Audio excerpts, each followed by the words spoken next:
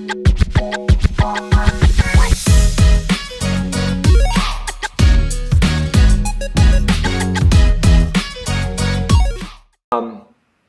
we get going, disclaimer, we are not financial advisors. All investments are subject to risk, including the possible loss of the money you invest. Perform your own due diligence before making any decisions. Hire a CPA like Brandon or others. And with that, let me introduce Brandon. Thank you very much for joining. Brandon is a CPA. He's a national speaker, also the founder and managing partner of Hall CPA.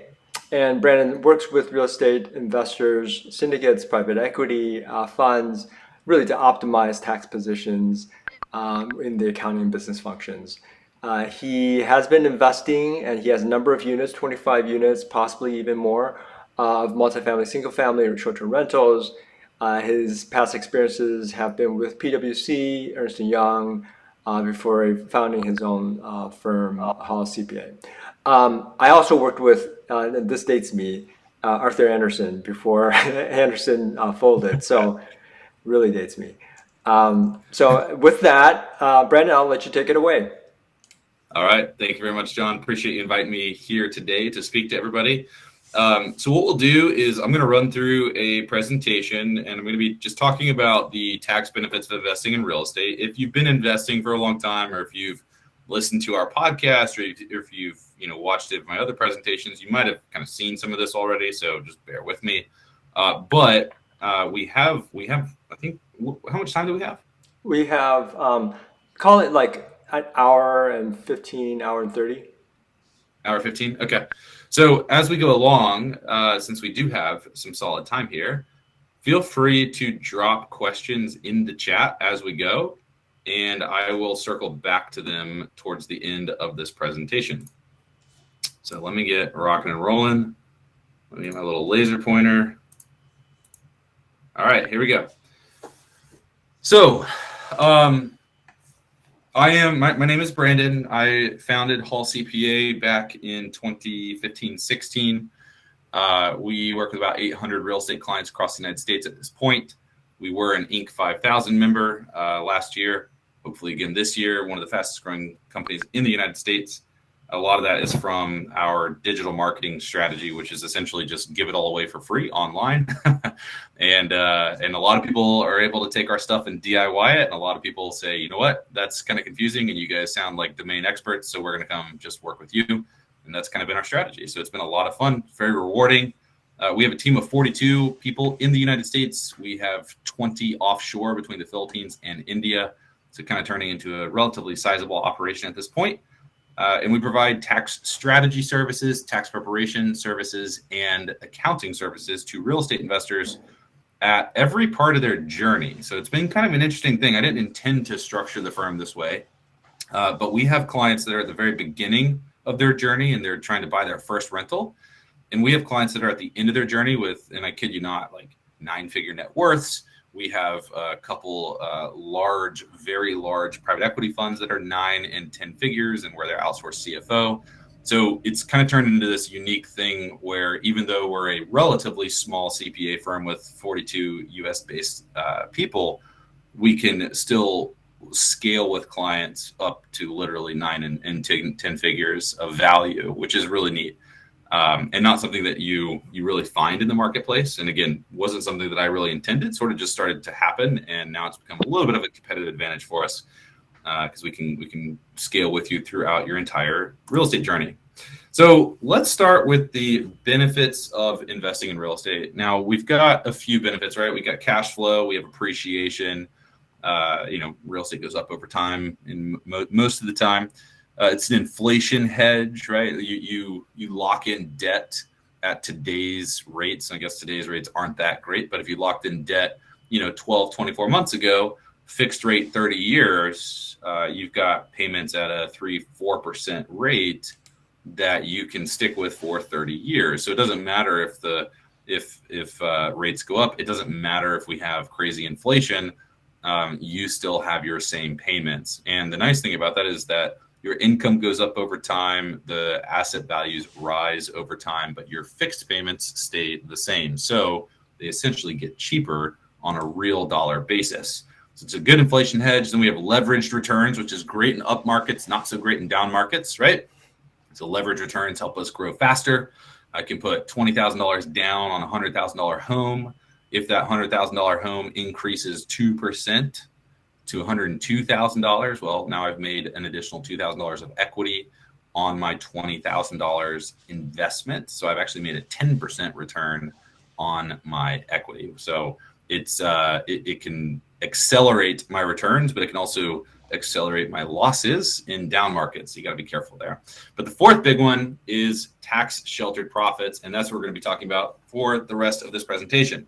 So the big thing to understand is that when you invest in rental real estate, you get a tax benefit called depreciation. Depreciation is a phantom expense that shelters your rental profits. Oh, excuse me. Sorry, let me back up. So depreciation is a tax benefit that shelters your rental profits. Basically, it's a deduction that you get to claim every single year, regardless of how you acquired the property. Now, I say that to mean if you bought the $100,000 single family home with cash, you would have the exact same depreciation as if you bought the $100,000 home 20% down. So it doesn't matter what type of financing you get. Depreciation is calculated by taking the purchase price less the cost of land divided by 27 and a half years. So $100,000 purchase price minus the cost of land, maybe it's $20,000. The net is 80. I would divide that by 27 and a half years. And that's my annual depreciation expense that I get to claim every single year. Depreciation is meant to track the deterioration of your asset over time. So I think sometimes new investors can get confused with this because they think, well, real estate appreciates over time, right? It goes up in value, which is true. But it's also true that your roof literally falls apart. The windows fall apart, right? The flooring falls apart. Everything inside the real estate actually falls apart. So depreciation is meant to track that deterioration over time. So what happens though is it becomes this amount that you can claim every single year without having to come out of pocket for it. You came out of pocket for your depreciation expense at the beginning of your relationship with your rental property when you bought it. That's how depreciation is calculated. So every single year, you're going to get to claim this as a deduction without having to pay for it again. And that's why it's a great tax shelter. So if you look at this example, let's say we have a revenue of $20,000, expenses of $15,000. That means our net operating income is $5,000. But if I have depreciation of $6,000, then my profit is actually a loss. I lost $1,000, right? Because I had net operating income of $5K. My depreciation was $6K, so $5K minus $6K is minus $1,000. Now, the interesting thing here is that $5,000 actually hit my pocket, right? So that was actual cash, cold hard cash that I get to keep, but I get to tell the IRS that I actually lost money, all right? So not only do I get to shelter my $5K, I don't have to pay taxes on my $5,000 today. I also have this $1,000 tax loss that can be deployed and used against other income streams. So I can further gain tax savings by using this tax loss against other income streams. Now, it's really important to understand the difference between a tax loss and an operating loss. Now, in the prior example, I told you we had a $5,000 operating profit, right? If we had an operating loss, that would not be good. So an operating loss means that we're actually losing money. But I can have operating profit, net operating income, and still show a tax loss for tax purposes, thanks to depreciation. So it's really important to be able to separate the definition of those two in your mind. Because I think sometimes, especially if you were to invest in like a syndication or a real estate fund, you get that K1 back and it shows like a huge tax loss. Sometimes that can really wig people out because they think, oh my gosh, this thing's actually losing a ton of money. But in reality, it's just a tax loss. It's not actually an operating loss. So really important to understand the difference. Operating income means we actually made money. Operating loss means we actually lost money.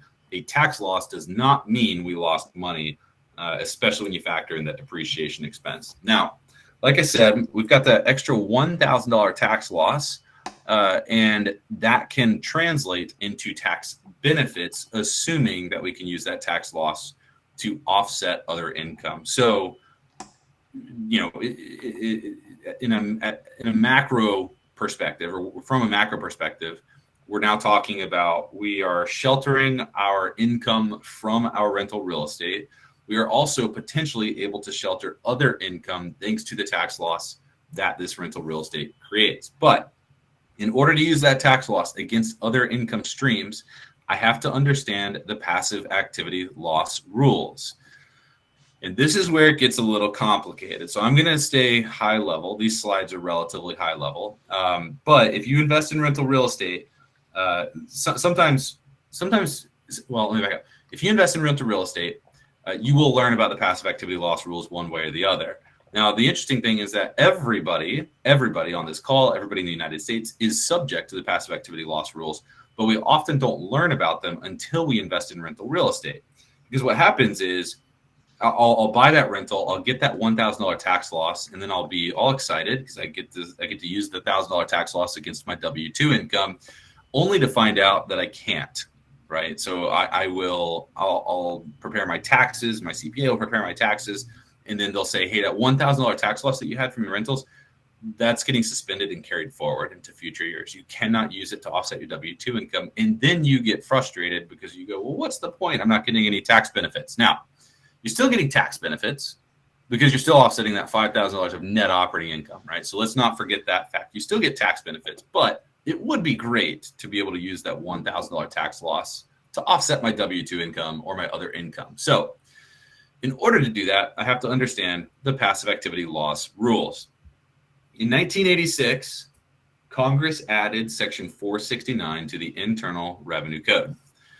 And what they said is all losses, or what this did is it effectively made all losses in excess of income, all passive losses in excess of passive income, disallowed and carried forward into future years until you either sold a passive activity at a gain where the losses could then be used, or until you had passive income. All right.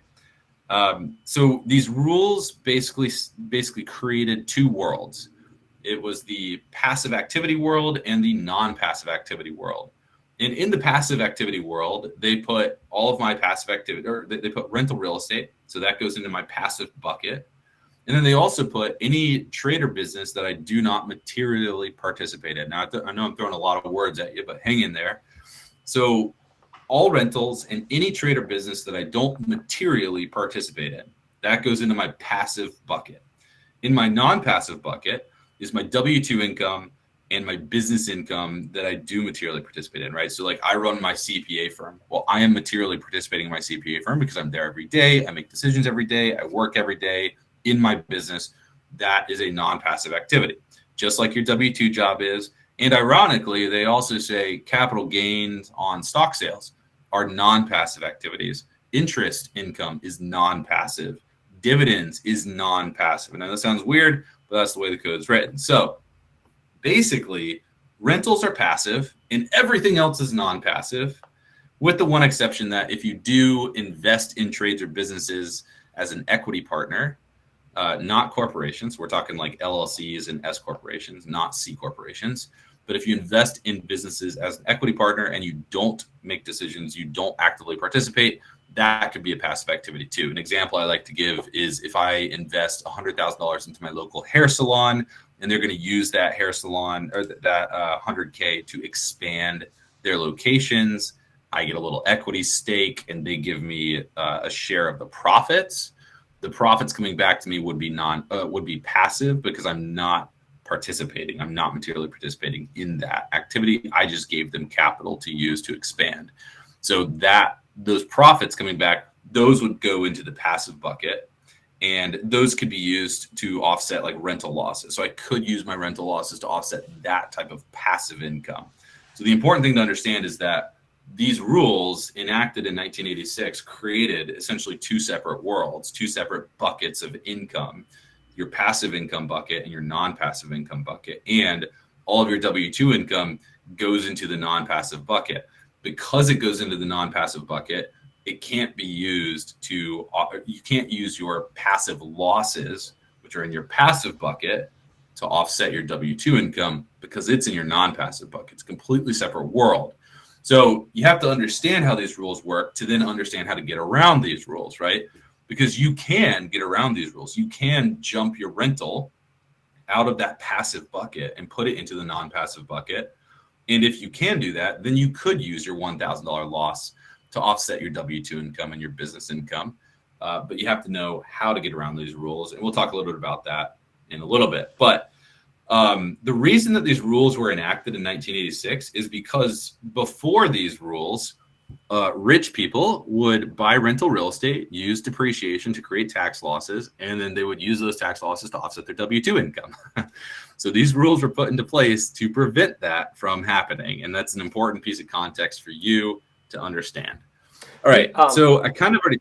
Oh, yes. Brandon, one question came up from Shrikant. Shrikant, you want to come off mute and ask your question? Sure.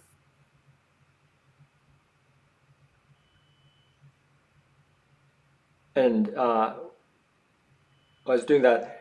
I did have a question about passive activities. So on your tax return, are most passive activities represented through a K-1 or the Schedule K? Maybe. I mean, if you're investing passively as an LP, then yes. But like my CPA firm, I have 2 partners in my CPA firm, and we all get K-1s. Oh, got it. So okay. yeah. So it's, we still have to make that determination on the individual level per K-1. Did I passively or did I materially participate in this K-1 activity? Got it. Let's keep going until Shrikant comes back. Cool. All right. So what is a passive activity? All rentals are passive unless you qualify as a real estate professional. That's the except provided under IRC section 469C7. That's real estate professional status. So all rentals are passive unless you qualify as a real estate professional. If that's the first time you're hearing that term, don't worry, we'll explain it. And then any trade or business that you do not materially participate in, those two activities are passive, right? So all rentals and any trade or business that I do not materially participate in. Pretty simple. If I have passive losses that exceed passive income, the passive losses are suspended and they're carried forward. And in order to use those suspended passive losses in the future, I have to generate passive income in the future. Or I have to sell a passive activity. Again, these are my 2 passive activities. I have to sell a passive activity at a gain, and then I can use suspended losses to offset that gain. So those are the 2 types of passive activities. Now, let's look at an example of how this works from a tax benefit perspective. So let's say that we have a rental that has revenue of $40,000, expenses of $30,000, and depreciation of $20,000. Now on the left-hand side, I'm showing you, here's what happens if it's a passive activity. And on the right-hand side, I'm showing you, here's what happens if this rental qualifies for an exception to the passive activity loss rules and is going to be considered non-passive, right? Meaning that it can offset my other income, my W-2 income, 401k, Roth, rollovers, whatever it is, it can offset that type of income. So when you take revenue of 40 minus expenses of 30 minus depreciation of 20, we have a net loss of $10,000. Now remember, it's a tax loss because my net operating income is 40 minus 30. So my net operating income is actually $10,000. But because I had depreciation of 20, I get to tell the IRS I lost 10. So on the left-hand side, the loss is suspended and carried forward because it's a passive activity and we don't have any other passive income for this loss to offset. On the right-hand side, because it's non-passive, I can use this tax loss to offset my W-2 income, my other business income, whatever it is. So this $10,000 loss gives me a tax benefit of $3,700 if I'm in that 37% tax bracket. All right. So that's the benefit of understanding the passive activity loss rules. I know, again, I'm throwing a lot at you, but I want you to understand that if you learn the passive activity loss rules just from a high level perspective, get a fundamental understanding, then you will start to see the benefits of being able to use these tax losses to offset your W-2 income versus having it suspended here. So making this non-passive puts $3,700 back in my pocket today. Now, that example just assumed regular old depreciation, but what we could do is something called bonus depreciation. So when you buy a property, let's say we buy that single family home, $100,000, and the land is $20,000. So my building basis is $80K. I depreciate $80,000 divided by 27 and a half years. So $80K over 27 and a half years, that would yield $3,700 a year or something like that. So my annual depreciation deduction is low, it's small. And the reason that we net out land, by the way, is because land does not deteriorate over time. Land is dirt. Dirt does not deteriorate. So you can't depreciate land. But we go back to our example. So $80,000 divided by 27 and a half years, somewhere in the ballpark of $3,700 a year. If I were to instead do something called a cost segregation study, which is the practice of saying, hey, yes, $80,000 is the building, but guess what? There's a lot of components that make up that $80,000 that are going to depreciate faster than 27 and a half years. You're going to have to replace them multiple times. Things like your carpet, your appliances, your fixtures, right?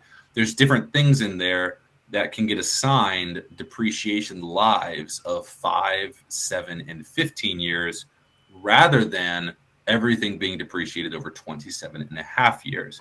That's what a cost segregation study does. It's the practice of identifying all those components.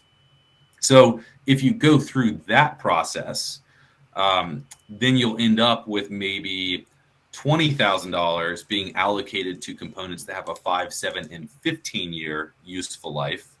And you'll end up with the remaining $60,000 allocated to the building, and that's still depreciated over 27 and a half years. But the $20,000 that the cost segregation study pulled out and allocated the 5, 7, and 15 year lives, that can be bonus depreciated because you can use bonus depreciation on anything with a useful life of less than 20 years. All right, so the cost seg shows us components that have a life of 5, 7, and 15 years, all less than 20. So in this example, if I can pull out $20,000 of depreciation in my 100K example, then I get a first year increase of $17,000, right? So instead of depreciating basically $3,500 a year for 27 and a half years, in year one, I'll depreciate 20K. So if we continue our example from the prior slide, revenue of 40, expenses of 30, our net operating income is 10. In that example, we were able to pull out $60,000. So we get to write off $60,000 instead of $20,000, right? Now we have a tax loss of $50,000 versus 10. And so now the tax benefit, if it's non-passive, is going to be $18,500. Okay. So nothing changed except for the fact that I just did a cost segregation study and I'm accelerating the recognition of my depreciation expense. And that's going to put a lot more money into my pocket today if I can get around the passive activity loss rules. I'm actually going to skip this slide because I think it's too complicated for what we're doing right now. I can ask a question. So with 80% bonus depreciation, you still have 20% regular depreciation, which occurs over the 27 and a half years or 39 years. Yeah, so great question. And that's kind of what I was saying a minute ago. If you have, so first off, we're identifying components with a useful life of 5, 7, and 15 years. So we can take 80% of the cost, 80% of that value today. The remaining 20% is depreciated over the useful life of that asset, which might be 5 years, might be 7 years, might be 15 years. Got it. Okay. 2 more questions, and then I think we should continue. One is, can you talk a bit more about, what happens if later you want to use the property differently, say long-term rental or as a home or as a family member? Yeah, so from a depreciation perspective, no recapture. You only recapture when you have a taxable sale. So if I moved into a rental, totally fine. If I switched to a short-term rental, totally fine. No recapture is due. When I sell it at some point, I will pay recapture tax. Got it. Okay. And then, great. All I think we can keep it going. Continue? Cool. Okay. So we've talked a lot about passive activity loss rules, bonus depreciation. We now understand that we've got this tax loss problem because if we can use it, that's great. But if we can't use it, it just gets suspended and carried forward. So question is, how can we use it? To answer that question, you have to know how to get around the passive activity loss rules, right? We want to basically move our rental out of the passive bucket and put it into the non-passive bucket. There are 3 ways to do this, primary ways to do this. The first way to do this is on entire disposition, meaning that I sell my rental property. Okay, so if I sell my rental at a gain, then I can use losses from other rentals to offset the gain on sale from that rental. If I sell one rental at a gain and I invest in an LP and they give me a big tax loss back, that's a passive loss that can offset the passive gain.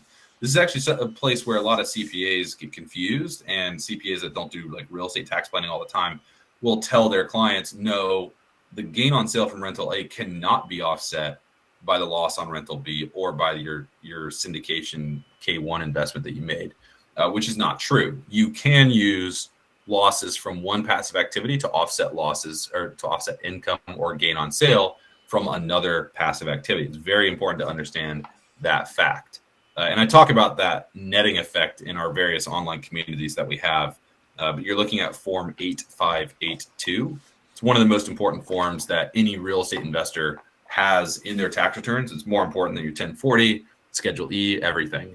There's numerous reasons as to why, and I'm not going to go into them right now on this presentation, but that's where that netting effect happens, and you can see it. All your losses from your passive activities offsetting your income and gain on sale from other activities.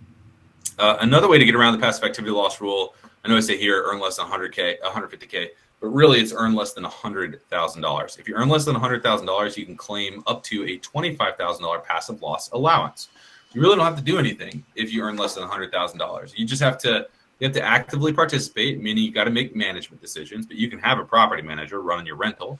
You got to own at least 10% of the activity, and that's it. So if you actively participate, meaning you approve leases, you approve bills, and then you own 10% of your rental activity, and you earn less than 100K, you can claim up to $25,000 of passive losses from your rentals, which is pretty sweet. You don't have to do anything to claim those losses. Now, as your income creeps up above $100,000, this $25,000 loss allowance starts to phase out. Item B here shows you that phase out. But basically, once you hit 150K of income, this $25,000 loss allowance is zero. All right. So if you're at like 155K of income, sometimes we have this conversation with clients. They'll say, well, I've got 155K of income, so let me put $8,000 in my 401K, and now I'll be able to qualify for the $25,000 loss allowance. Well, if you have 155K of income and you put $8,000 into your 401K, then your net here would be 147, and you would qualify for a $1,500 passive loss allowance, not the full 25K. So it's just important to understand that this 25K, you get the full allowance at 100 if your earnings are $100,000, but as you earn more than 100, that $25,000 starts to phase out. So simply dropping into the range of 100 to 150 will not help you very much. You really got to kind of get down to 120K or so in net earnings to really benefit substantially from this.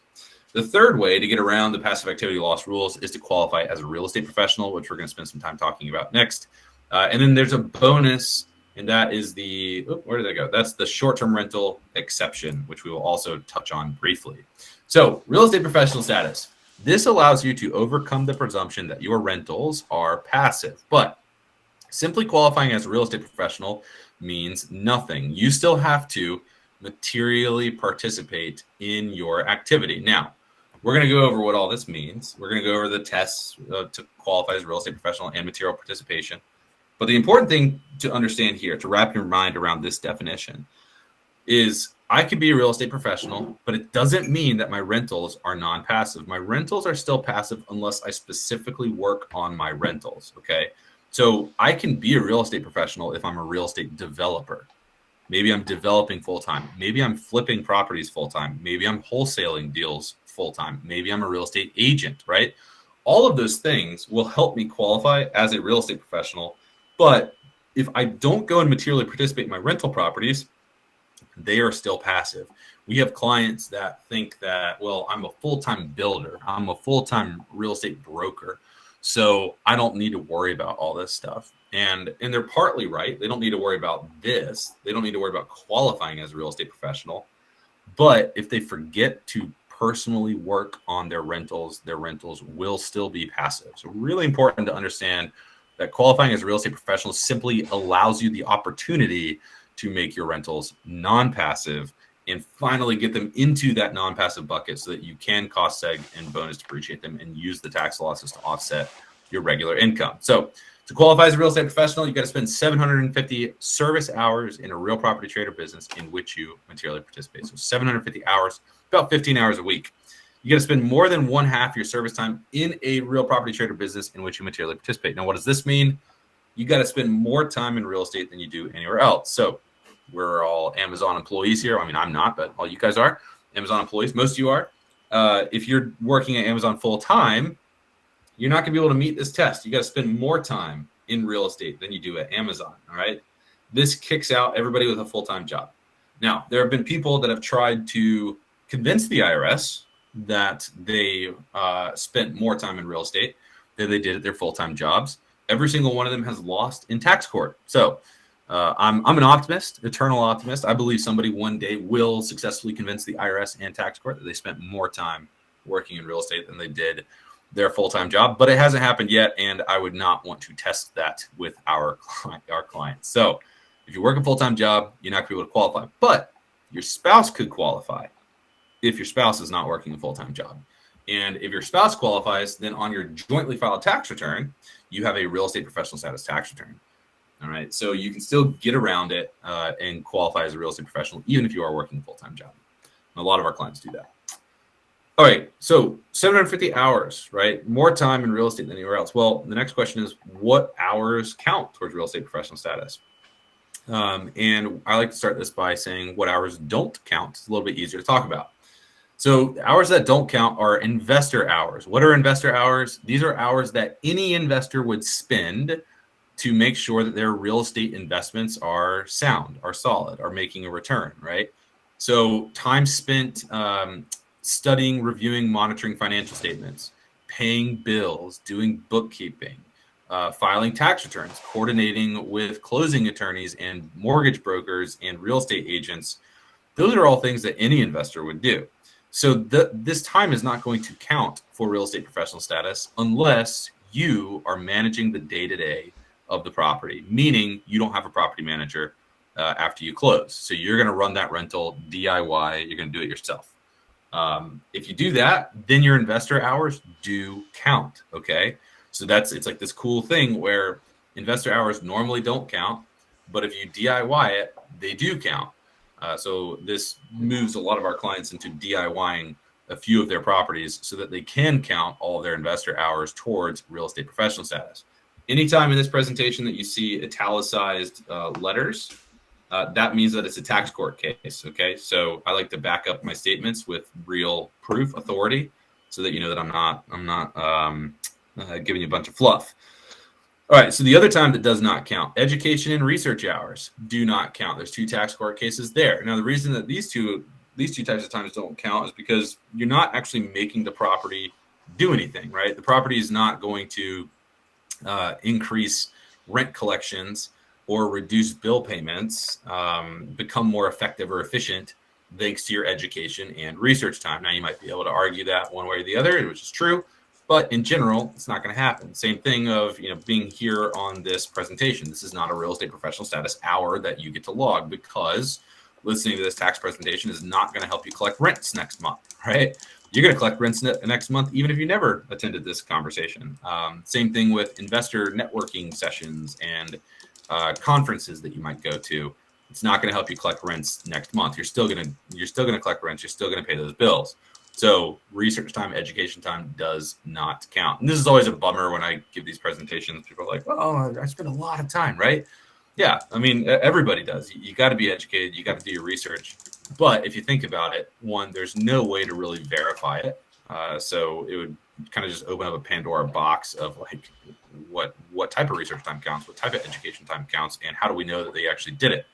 So that's one issue. But the other issue is that I can sit in the comfort of my home and just click around on the internet and call it education and research time, right? So we can't We can't do that. We got to be at the property, swinging the hammer, or communicating with tenants. I'll show you all the time that counts here on the next slide. But education and research time does not count. Travel time is another piece that does not count in most cases. Now, the IRS Audit Technique Guide says definitely does not count. The IRS Audit Technique Guide is something that is given to all field auditors. It's their kind of frame of reference on how to do an audit on real estate professional status, on the passive activity loss rules. So they say no. So that means you're already fighting an uphill battle. You're already in the loser's box, okay, if you're counting your travel time. But there is hope.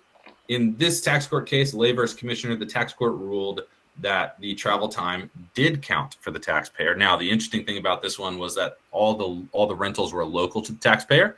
They were self-managing the rentals, and the way that they were managing the rentals required them to basically site visit every single day. So every day they hopped in the car and they drove around to all the rental properties, which were all within about a 30-minute drive of their home. So that's when, like, if it's local transportation time, it could count. Now, if you're driving 2 hours away to go check on a short-term rental or to go check on one of your rental properties, that's when that travel time is not going to count. All right. I'm going to skip that slide. Let's talk about what does count. So I'll give you a second to read this.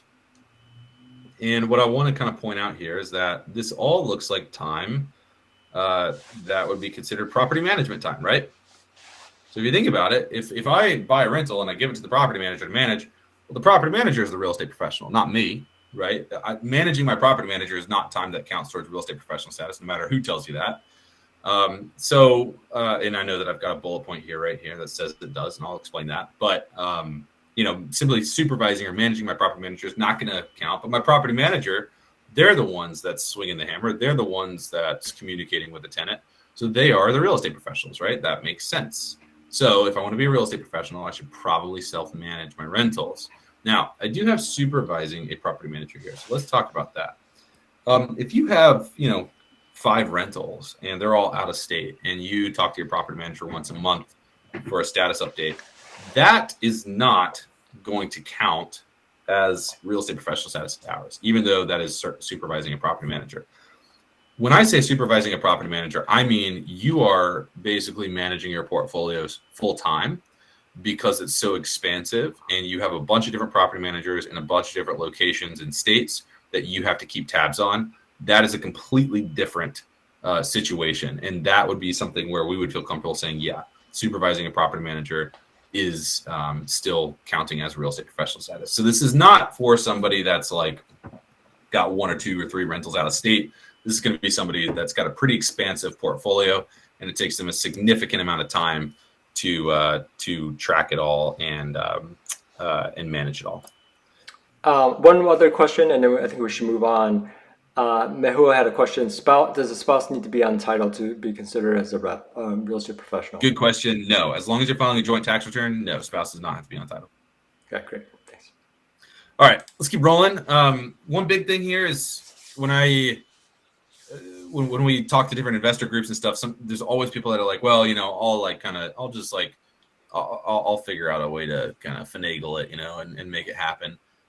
Just know that real estate professional status is heavily litigated. Section 469 is one of the most litigated sections of the entire tax code. And if it's heavily litigated, that means there's hundreds and thousands of audits behind the scenes that never even make it to tax court. So don't try to game the system. Make sure that you're working with folks that know what they're talking about here.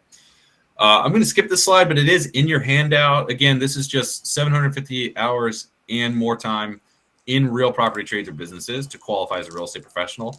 Here's that operations thing that I was just talking about, real property operations. So I think short-term rentals falls in there. My partners do as well, but we don't feel confident enough to encourage our clients to spend thousands and thousands of dollars on litigation fees by taking that position at some future point.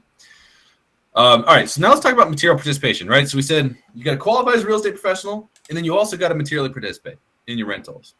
So material participation, there's 7 tests for material participation, but the 3 that we see most often are right here.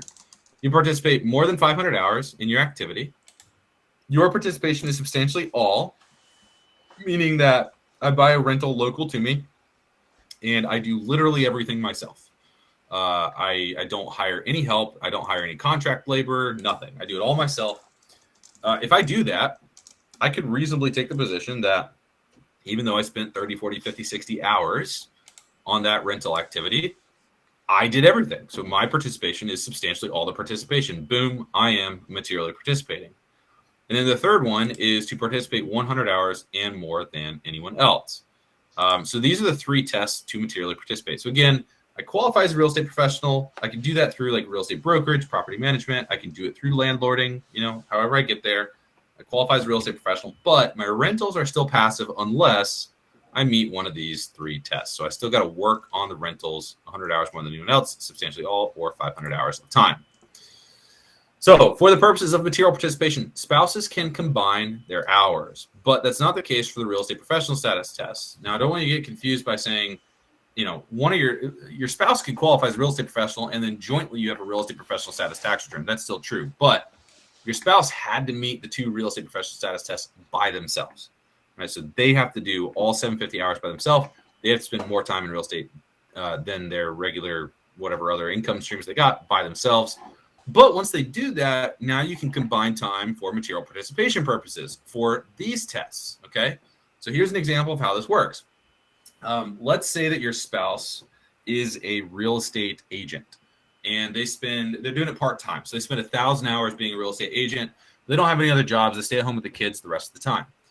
They will be a real estate professional because they spent more than 750 hours in a real property trader business being an agent and more time than anywhere else. So they are a real estate professional. But let's assume that your spouse also hates rental properties, all right? But you're like listening to this presentation, you're like, no, we have to buy rental properties. Well, your spouse can qualify as a real estate professional. They did that by themselves, right?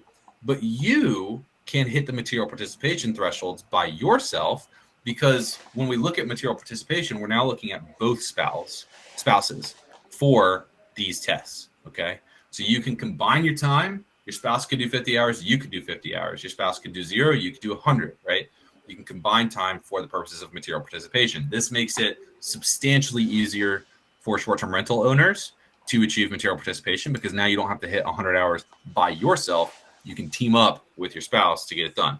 I will say, do not count, we both went to Bed Bath & Beyond to shop for furnitures and fixtures, and it took us both 2 hours. So collectively now we get 4 hours.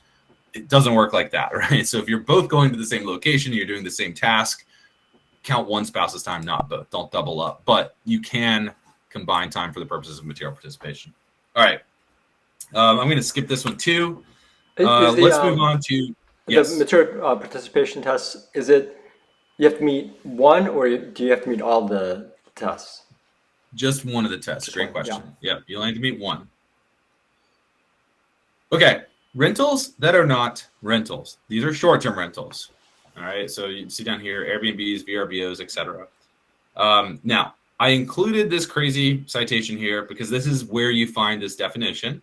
The reason that I included it is because most likely, when you go back to your accountant and you say, man, I learned about this cool thing with short-term rentals, can you check it out? They're going to be like, sounds like a scam. But it's right here in the regulations, which means that there is authority to get it done. And the good thing about this regulation is that it's extremely clear. It's black and white. So what that means is high confidence level that we can do this and pull it off. Also, there's multiple tax court cases that support this, and the IRS released a CCA at the beginning of 2022 that basically reconfirmed all of this. So what I'm telling you is true, but you might go to your own accountant and they might go, that sounds like a scam because they just don't see this or deal with this all the time. Now, the important thing to understand here is that there is a definition to the term rental activities. All right. And that's important because if you have a rental activity, the only way to make it non-passive is to qualify as a real estate professional. But the real question is, do I have a rental activity? And if your average period of customer use is 7 days or less, let's just say less than or equal to 7 days or less, then you do not have a rental activity, right? Big X there. And if I don't have a rental activity, then I don't have to qualify as a real estate professional. All I have to do is materially participate in my activity. If I materially participate in a non-rental activity, then I have a non-passive activity, which means that I have successfully moved my rental out of the passive bucket and into the non-passive bucket. So I can work a full-time job. I can buy $1 million beach home. I can cost segregate it. I can take a $250,000 tax deduction against my W-2 job. I'm going to let that sink in for a second because this is big. I can do that against my CPA firm income, right? I'm sitting in my beach house right now. So you can absolutely do this. We have a lot of clients that do this, but you do have to make sure that you materially participate, and your material participation time log, you should absolutely always have a time log that tracks all these hours. It's got to be bulletproof, because if you start claiming big tax losses against your W-2 income or your business income, the IRS will come knocking. Does not mean you're wrong, just means you need to be ready. So if your average period of customer use is 7 days or less, you do not have a rental activity, meaning you do not have to qualify as a real estate professional in order to take the tax losses from your short-term rental activity. So you can do that cost seg, bonus depreciation, and enjoy the fruits of your labor. Now, let's talk about where to report this thing. Okay, so if we have a short-term rental, most of our rentals go on Schedule E. So if you have long-term rentals, you always put them on Schedule E. And when we talk about short-term rentals, there's a lot of confusion around where to report the short-term rental, because people think, well, if it's not a rental activity, then it can't go on Schedule E because Schedule E is for rental activities, and they're not wrong. So what they'll do is they'll put it on Schedule C instead, where you report self-employment income, like running a CPA firm. The problem with putting it on Schedule C is that when you start generating profits, you now subject that income to a 15.3% self-employment tax. So the question becomes, should you do that? The answer is rarely you should do that. So very few people are going to have a Schedule C short-term rental. The correct answer in most cases is we're going to report the short-term rental on Schedule E like we normally would, but we're still going to take that tax loss as non-passive. So just because Section 469 says it's not a rental activity doesn't mean that we're not going to report it on Schedule E. We're still going to do that because it is technically a rental activity. So you would report it on Schedule C if you provided things like daily maid services and laundry services to your tenants while they stay there, right? Maybe you provide them breakfast or other meals, you give them tours of the location. That is substantial services. That's a Schedule C activity. Very few people do that. If you're doing repairs, cleaning, maintenance, trash removal after your tenants leave, that's not substantial services. It's not Schedule C. Further, your actual citations, again, because every once in a while you get some CPAs that say it's got to be Schedule C because it's not a rental activity. Okay, fine. If you don't like the last slide, let's talk about should it even be subject to self-employment taxes. IRC Section 1402A1 says there shall be excluded from this definition, the self-employment tax definition, rents from rental real estate. Okay, so you have a citation here that says, hey, rents from rental real estate should not be included in the definition of self-employment taxes, that 15.3% tax. So therefore, we shouldn't put it on Schedule C. We should put it on Schedule E. Now, the nice thing about this section is that it doesn't cross-reference to Section 469. I know I'm getting a little technical here, but think about it as like these sections, these code sections all stand alone in the Internal Revenue Code. So Section 469 can say, hey, you don't have a rental activity, but Section 1402 can say, hey, you do have a rental activity, okay? So that's where it gets a little weird, and that's why there's a lot of confusion specifically on this topic. Okay, threw a lot at you, but let's talk about the end here. All right, so I talked about Section 1031 a little bit at the beginning when we were talking about depreciation recapture, but this is end game, right? We have this rental, we accelerated depreciation, we extracted our tax savings, we reinvested those tax savings in more rentals, rinse and repeat over and over, and now it's time to reorganize our portfolio. So we do a 1031 exchange. The rules for 1031 exchanges are down here. These are summarized rules. But it's great because I can it's like Monopoly. Remember Monopoly growing up where you get all the little houses and exchange it for a hotel? It's the same thing except real life. So we're just exchanging for bigger properties, better properties over time. And what's beautiful about it is that if you swap until you drop, which means swap until you die, again, not to get morbid, you can 1031, die, your kids now inherit your assets at a stepped up basis. Whatever the market value is, that becomes their basis in the asset, and they can start the process all over again of depreciation and everything. So there is a very realistic scenario where you never pay depreciation recapture, and that is why we highly encourage our clients to run those cost segs, get that bonus depreciation when it makes sense, when you can move the properties out of that non-passive or out of the passive bucket and put them into that non-passive bucket where your other income is. Now, if you have a partnership, if you are investing as a limited partner or as a regular partner in a partnership, kind of like we were talking about earlier, you cannot 1031 exchange your partnership interest because you don't technically own the underlying asset. The partnership owns the underlying asset. I know it's a weird concept, but that's how it works. So option number one is to hope that the partnership itself wants to 1031 exchange the property, right? But all the partners have to agree. That's rare. It's very rare does that actually happen. Option number two, you can roll your gains, so you can get your share back. And you can roll your gains into a qualified opportunity fund. So that is definitely an option that we've seen people utilize. Option number three, you could buy a new syndication investment or a new partnership investment, buy into a new partnership. They'll do a cost segregation study. They'll generate bonus depreciation. They'll create a tax loss. And you can use that tax loss from the new partnership to offset the gain on sale from the old partnership. So again, that concept of these activities can net out against each other. Or option number four, you can just use the gains in the cash to buy your own rental property. You cost segregate it on your own, and then you use the passive losses that it generates to offset the gain on sale of the partnership. So the point is that if you have a partnership stake and they're going to pass a big gain back to you, you cannot 1031 exchange that, but you can still offset the gain by executing one of these strategies. We see a lot of people do 3 and 4. And we actually call it the lazy man 1031. By no means to throw shade at 1031s. We think that they are amazing. But sometimes you can't do a 1031, but you can kind of effectively do the same thing just by buying into real estate again and getting that bonus depreciation, getting that tax loss to offset the gain on sale. And so that is it. Quick question. My contact information. Oh, sorry. Go ahead with the contact information. I'll stick around for questions. My contact information is on the left here. You can email me if you'd like. Feel free. Myself or my assistant will point you in the right direction. If you're looking for like content or help or something like that, we can make those connections as well. On the right-hand side, that short-term rental stuff I know is probably we covered a lot, very high level. If you want the details, you can go here and you can download it. So it's just something that we like to show people that we have that resource. All right, questions. On the previous slide, and maybe just in general as an alternative to 1031 exchanges, what do you think about the DST, the Delaware Statutory Trust?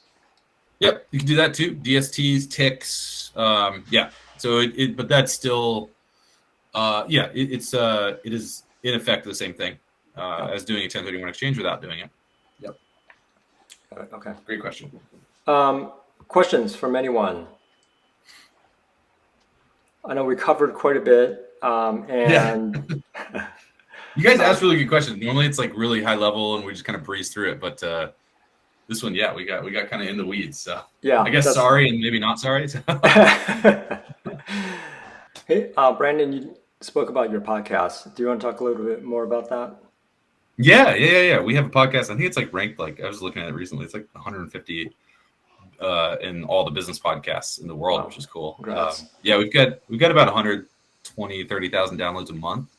But it's called Tax Smart Real Estate Investors. So if this was an interesting presentation to you and you're like, man, that's great, and I want more details, we have a bunch of podcast episodes out there. Tax Smart Real Estate Investors. Myself and my partner Tom will take deep dives in topics. We'll also talk about things very high level.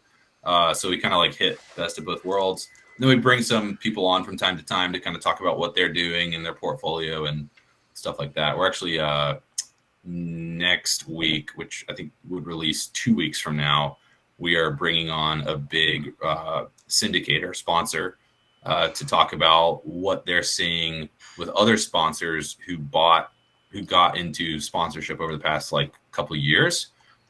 They all took out a lot of bridge debt and floating rate debt, and now they're not able to make investor distributions. And we're going to talk about why that is critical to understand as an LP investor. So it'll be a really interesting conversation. But we do stuff like that, and then we'll do some really deep dives on tax stuff too, because again, like what we find is we do these presentations, and then you go to your CPA and you say, well, why didn't you tell me about this? And the CPA goes, that's a scam. So we'll have like tons of content on it so that you can like just educate yourself and then have more sophisticated conversations with your CPA. So we find that once you start asking questions around different code citations and research, the CPA goes, wow, this is actually really cool. Thanks for bringing this to my attention. And now we're going to go do this with our other clients too. So, yeah. That's fantastic. I think we are at time, and thank you very much for spending time. For those that participated, I do have Brandon's presentation, so I'll make that available as well. And this has been recorded, so I'll post that on the page once it's available. Brandon, again, thank you very much. Enjoy the sun and the weekend while you can. Thanks, John. I appreciate it. And thanks, everyone, for sticking through a tax presentation. I appreciate that. Thanks, everyone.